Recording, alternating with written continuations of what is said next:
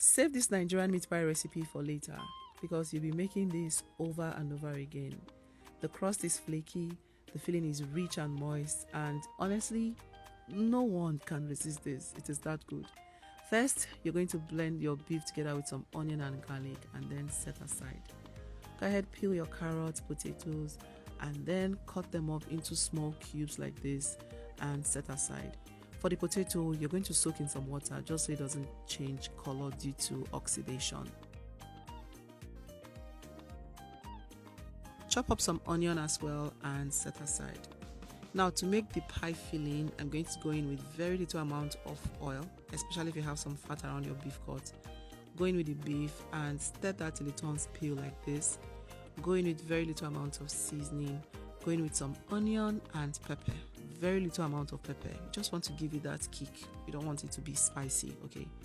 Next, add your carrots, potatoes, thyme, ginger powder, and some meat stock. I always have some meat stock saved in my freezer. And using the stock instead of water adds an extra layer of flavor and helps create a rich and flavorful filling. Okay, so once the potato is soft, go in with your slurry. Slurry is a mixture of water and cornstarch. You can also use all-purpose flour in place of the cornstarch if you don't have that. Okay, so once everything thickens like this, your moist meat pie filling is ready. Let it cool while we prepare the dough. For the dough, I use a simple 2-to-1 ratio. 1 kilogram of flour and 500 grams of butter. Don't worry, everything will be listed in the comment section. This helps create a beautifully flaky crust. Add some salt if your butter is going to be unsalted. And also please use good quality butter. It's going to help your meat pie dough taste way better.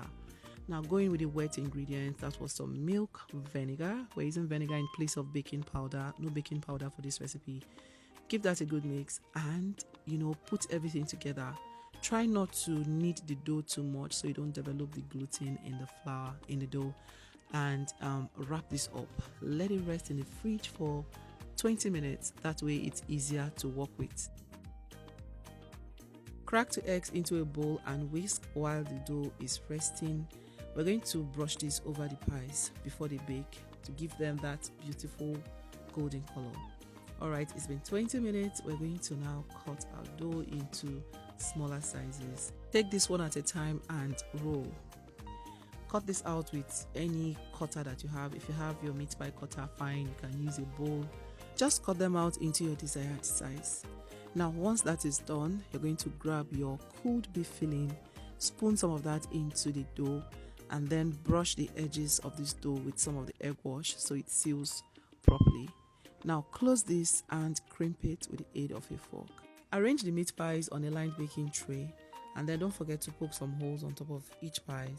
This is going to allow steam escape during baking. Okay, brush with egg wash generously and bake on 350 till golden for 35 minutes.